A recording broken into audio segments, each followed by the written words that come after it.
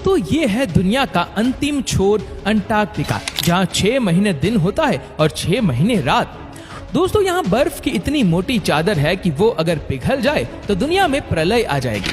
यहाँ पर लगभग 300 किलोमीटर की स्पीड से हवाएं चलती है, जो कि एक बिल्डिंग को आसानी से गिरा सकती है। इस वीरान और बर्फीली जगह में कोई भी जीव नहीं पाया जाता है।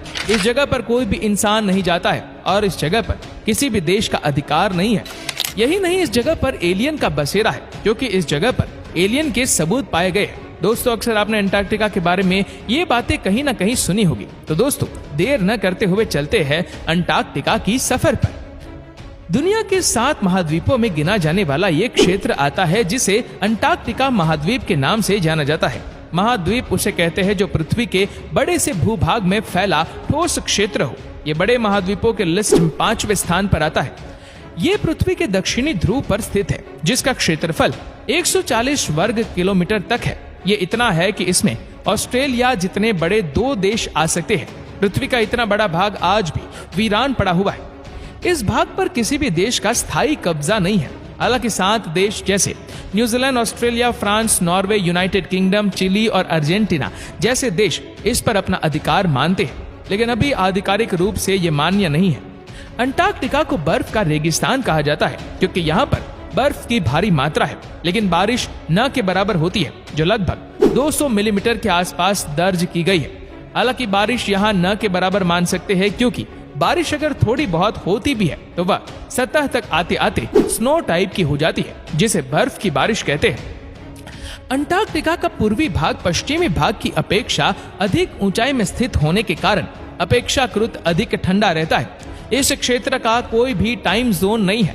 यहाँ मुख्यतः 2 दक्षिणी ध्रुव है। जब आप ग्लोब देखते हो तो देखते होंगे कि एक रेखा उत्तरी ध्रुव से दक्षिणी ध्रुव की तरफ आकर एक केंद्र बिंदु पर मिल जाती है। ये केंद्र बिंदु ऐसा है जो एक ही स्थान पर रहता है, बाकी इसके चारों किनारे वाले क्षेत्र घूमते रहते हैं। दक्षिणी पश्चिमी ध्रुव की अपेक्षा दक्षिणी पूर्वी ध्रुव अधिक ठंडा और शुष्क रहता है। इसकी ऊंचाई भी ज्यादा है। इस ध्रुव पर एक तारा समान ऊंचाई पर चक्कर लगाता है और इस बिंदु पर कभी भी अस्त नहीं होता है। अंटार्कटिका बहुत ही ठंडा स्थान है। सर्दियों के दौरान कई सप्ताहों तक यहाँ सूर्योदय नहीं होता और गर्मियों के दौरान दिसंबर के अंत में मार्च के अंत तक सूर्यास्त नहीं होता। अगर ध्रुव के केंद्र की बात की जाए तो यहाँ 6 महीने की सर्दियां होती है और इतने समय तक सूर्योदय नहीं होता, और जब सूर्योदय होता है तो 6 महीने की लंबी गर्मी के साथ आप यहाँ दिन के किसी भी समय खड़े होकर सूरज को क्षितिज के ऊपर घड़ी की उल्टी दिशा में अपने चारों ओर घूमते हुए देख सकते हैं। दक्षिण ध्रुव पर पहुंचना बहुत ही कठिन है। ये समुद्र और समतल समुद्री बर्फ से ढका हुआ है। दक्षिणी ध्रुव का केंद्र बहुत ऊंचे स्थान पर है। ये उन स्थानों से बहुत दूर है जहाँ पर वैज्ञानिक की बस्तियां हैं। यहाँ जाने वाले जहाजों को प्रायः बर्फीले समुद्री रास्ते से होकर जाना पड़ता है। अगर आप तट पर पहुंच भी जाते हैं तो यहाँ से दक्षिणी ध्रुव के केंद्र तक पहुंचने में लगभग 1600 किलोमीटर की लंबी यात्रा करनी पड़ती है। इसके बर्फ की सतह की बात की जाए तो लगभग 1.9 किलोमीटर तक मोटी बर्फ की सतह है, जो कि लाखों वर्ष पुरानी है। कहा जाता है कि पहले इस जगह पर तापमान काफी ज्यादा था।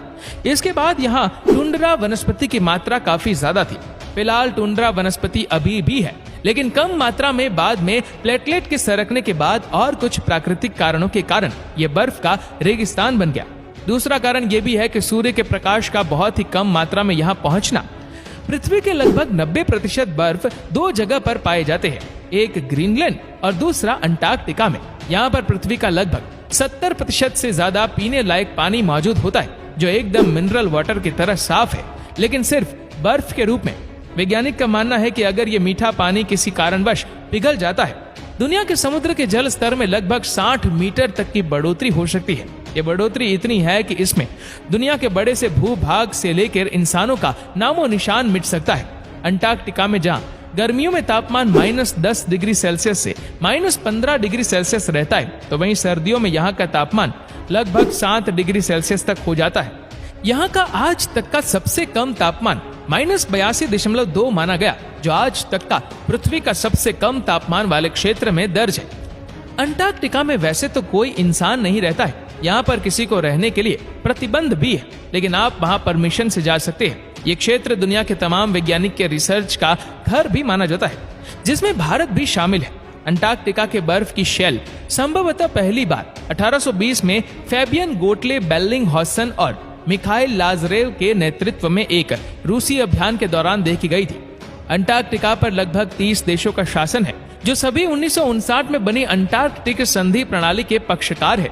संधि की शर्तों के अनुसार अंटार्कटिका में सैन्य गतिविधि, खनन, परमाणु विस्फोट या फिर कोई और मानवीय कार्य करने की अनुमति किसी भी देश को नहीं है। गर्मियों के महीनों के दौरान लगभग 5000 लोग यहाँ पर बने अनुसंधान स्टेशनों पर रहते हैं, पर सर्दी आते ही ये आंकड़ा घटकर लगभग 1000 हो जाता है। इन वैज्ञानिक का लगभग 80 से ज्यादा रिसर्च सेंटर है, जो यहाँ पर जमी बर्फ के साथ साथ मौसम बदलाव और बहुत कुछ चीजों के बारे में खोज करते हैं। ये क्षेत्र चारों ओर समुद्र से घिरा है। समुद्री तूफान और हवाएं यहाँ बिना किसी रोक टोक के बहती है। इनकी तीव्रता इतनी ज्यादा होती है कि पलक झपकते ही वो तुम्हें गिराकर बर्फ में तब्दील कर सकती है, क्योंकि यहाँ पर समुद्र से सीधी हवा आती है।